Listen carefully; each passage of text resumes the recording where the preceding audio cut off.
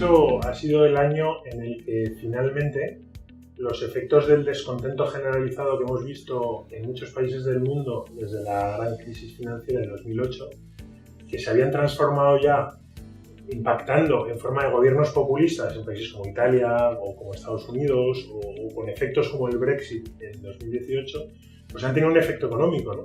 Había mucha gente preocupada con la guerra comercial de Trump, con la situación del Brexit, con las discusiones de Italia con la Unión Europea, pero también han tenido un efecto económico directo, ¿no? Y quizá el efecto más concreto ha sido que la bajada de impuestos tan espectacular que llevó a cabo Donald Trump en Estados Unidos ha puesto a Estados Unidos en un pedestal, está creciendo más que el resto del mundo y eso le ha permitido poder desatar esa guerra comercial de la que hablábamos con el resto del mundo.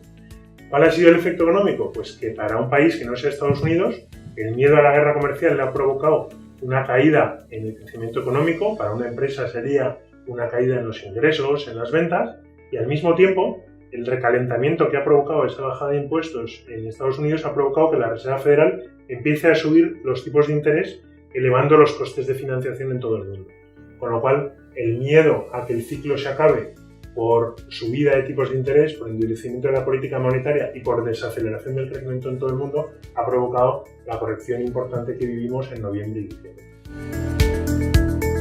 Pues creemos, desde luego, que va a ser un año tremendamente complicado. Es un ejercicio en el que a finales de año tendremos claro si nos acercamos a una recesión o no, que es sobre lo que los mercados han estado debatiendo a finales de 2018. Y eso va a depender de muchas cosas, ¿no? Va a depender de si el crecimiento económico que se está desacelerando se desacelera mucho o solo un poquito. Va a depender de lo que ocurra con las empresas. Si al final los empresarios, viendo que estamos en un entorno complicado, empiezan a recortar costes y por tanto empiezan a gastar menos y a contratar un poquito menos o incluso a despedir. Y va a depender en gran medida de lo que hagan los bancos centrales, ¿no? Los bancos centrales hace un año estaban intentando enfriar la economía para que no se recalentase y ahora están al revés, ¿no? Casi intentando sostenerla para que no nos vayamos a una recesión. Con lo cual son muchas las variables, creemos que va a ser un año de desaceleración, pero no de recesión.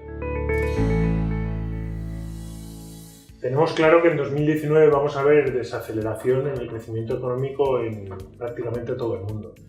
En Europa ya ha llegado, a finales del año pasado, a finales de 2018, ya venían menguando las cifras de crecimiento trimestral de varios países. Las cifras que se han publicado recientemente, a finales de enero y febrero, sobre el crecimiento económico en el último trimestre en la zona euro, pues ya indican que Italia está en recesión y que Alemania la esquiva por los pelos. En el caso de Estados Unidos también vamos a ver desaceleración, sin duda.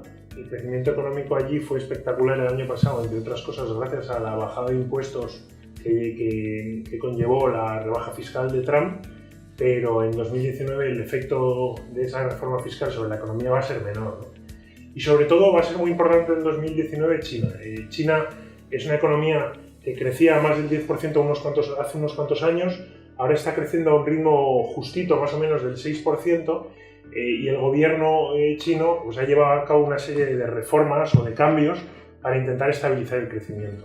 Ha bajado los impuestos, tanto al consumo como a las empresas, le ha pedido a los bancos que presten más, ha reducido los coeficientes de liquidez de las entidades financieras y todo eso lo ha hecho para intentar estabilizar el crecimiento. China es hoy aproximadamente un 30% del crecimiento del PIB mundial, con lo cual si el mundo crece o no en 2019, si entra en recesión o no, por tanto, va a depender en gran medida de lo que ocurra en China. Nosotros creemos que vamos a ver una desaceleración importante, relevante en todo el mundo, pero que no nos vamos a ir a recesión. Los beneficios empresariales son la otra parte de la cuestión, ¿no? Por una parte tenemos el crecimiento económico, pero lo que nos importa a la hora de analizar si un activo financiero está caro o barato es cuánto crecen las empresas. Tenemos claro que vamos a ver en 2019, igual que va a haber una desaceleración del crecimiento económico, una desaceleración de los beneficios empresariales. Es lógico, porque en un entorno de algo de miedo, o quizá más que miedo, de prudencia, pues las ventas probablemente vayan menguando durante el año y sin embargo los costes de muchas empresas van a ir creciendo, tanto por inflación como por crecimiento de salarios o por endurecimiento de los costes de financiación. La clave para nosotros es cuánto se van a contraer. a principios de 2019 se estimaba que tanto Europa como Estados Unidos iban a crecer un 9% aproximadamente durante el ejercicio, y esas cifras se han ido revisando a la baja durante el último mes y medio y están alrededor del 5% en Estados Unidos y del 7 y pico por ciento en Europa.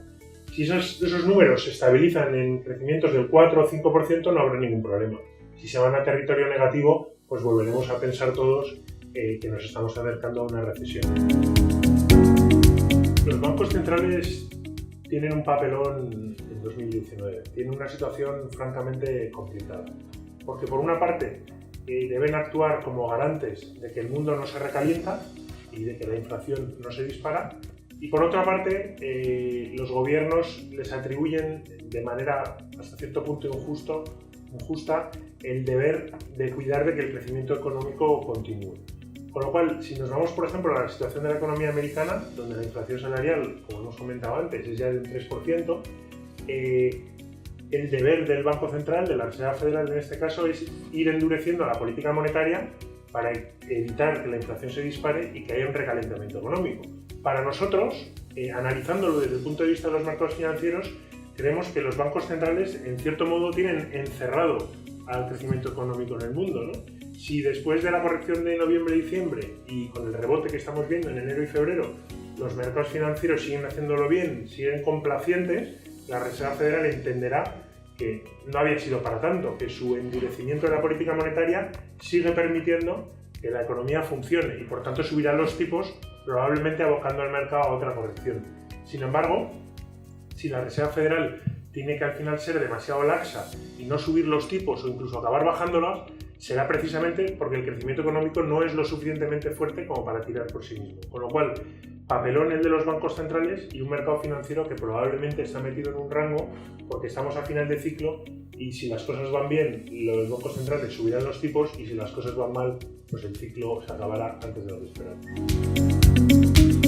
Otro de los factores que desde Alantra creemos que marcará 2019 son las primas de riesgo. Por intentar explicarlo, una prima de riesgo es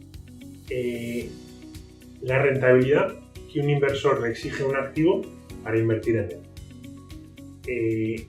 Normalmente, pues, la deuda gubernamental tiene una rentabilidad bajita, la renta fija privada una un poquito más alta, la deuda high o bonos basura más elevada y la bolsa pues todavía más. Sin embargo, esas rentabilidades, en términos generales, se habían deprimido mucho, habían bajado mucho durante los últimos años. ¿Por qué? Pues porque para luchar contra la gran recesión de 2008, los bancos centrales, además de bajar los tipos de interés, habían estado dándole a la maquinita, inyectando dinero de mentira, dinero artificial, y con ese dinero lo que habían hecho era comprar activos financieros. Compraron mucha renta fija gubernamental, algunos bancos centrales incluso comprar deuda privada y bolsa. Con lo cual, al tener un gran comprador de activos financieros, las rentabilidades que tenían que pagar los emisores por emitir pues han sido mucho más bajas, porque había un comprador que compraba la mitad prácticamente de algunos activos. Los bancos centrales han dejado de inyectar liquidez y por tanto de comprar activos financieros. Incluso algunos, como la Reserva Federal, han empezado a retirar dinero de los mercados. Eso debería llevar a que las rentabilidades de esos activos poco a poco se vayan elevando. Y por tanto, las primas de riesgo deberían ir subiendo. Si las primas de riesgo suben, tendremos malas rentabilidades en términos generales en los activos financieros durante 2019 hasta que se estabilicen y probablemente tengamos un mundo más normal con rentabilidad en muchos activos financieros más parecida a la de los últimos 20 años. En Alantra creemos que merece la pena ser prudentes con nuestra inversión en renta variable en 2019. Quizá no es el caso para un inversor a largo plazo, que puede aprovechar la valoración atractiva de algunos sectores y compañías para construir cartera a futuro, pero para un inversor que mira un poco más de cerca su cartera financiera, pues va a ser un año complicado. No tanto porque pueda acabar mal, que puede acabar perfectamente con una rentabilidad atractiva, sino porque va a ser un año muy movido, muy volátil y de eso sí que estamos convencidos. Y por tanto creemos que en este momento merece la pena ser prudente, estar un poquito cortos de renta variable como estamos ahora y reservar pólvora seca para si volvemos a ver una corrección como la de noviembre-diciembre, poder volver a entrar en los mercados a precios más atractivos. Dentro de renta variable tenemos nuestras preferencias, como es lógico.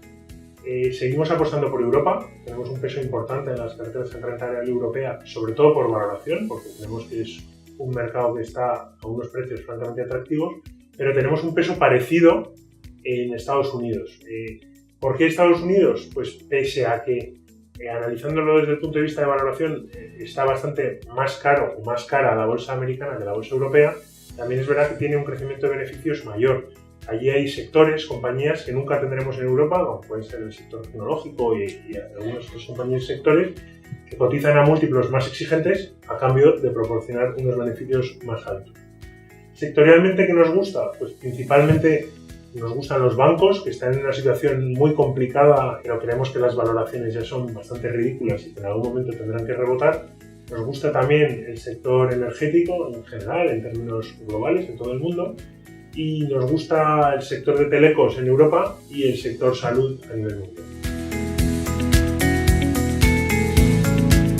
En renta fija, en estos momentos somos muy prudentes. Creemos que la renta fija ofrece una rentabilidad muy baja a cambio del riesgo que implica, y eso hace que algunos activos como la deuda investment grade o la deuda high yield no merezcan la pena, no pagan lo suficiente para el riesgo que tenemos que asumir. Tampoco tenemos deuda gubernamental, que es todavía más segura, porque la rentabilidad que ofrecen pues, los bonos de algunos países, como es el caso de Alemania, por ejemplo, con rentabilidades por debajo del 0,10, o incluso la de España, con rentabilidades en torno al 1,5%, son muy poco atractivas.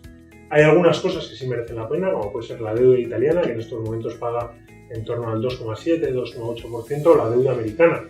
Pero en términos generales tenemos muy poca deuda gubernamental, muy poca deuda corporativa, y donde sí tenemos algo de inversión es en deuda privada con riesgo, ¿no? Como puede ser el caso de la deuda subordinada financiera, que implica un riesgo bastante alto, alrededor del 50% del riesgo que implicaría invertir en renta variable del sector financiero, pero que ofrece una rentabilidad muy atractiva. Con lo cual, dentro de la caja de renta fija, en gran medida estamos desinvertidos, excepto una pequeña esquinita que sí tenemos invertida en activos con más riesgo, como es la deuda subordinada que hemos comentado, o por ejemplo la deuda emergente.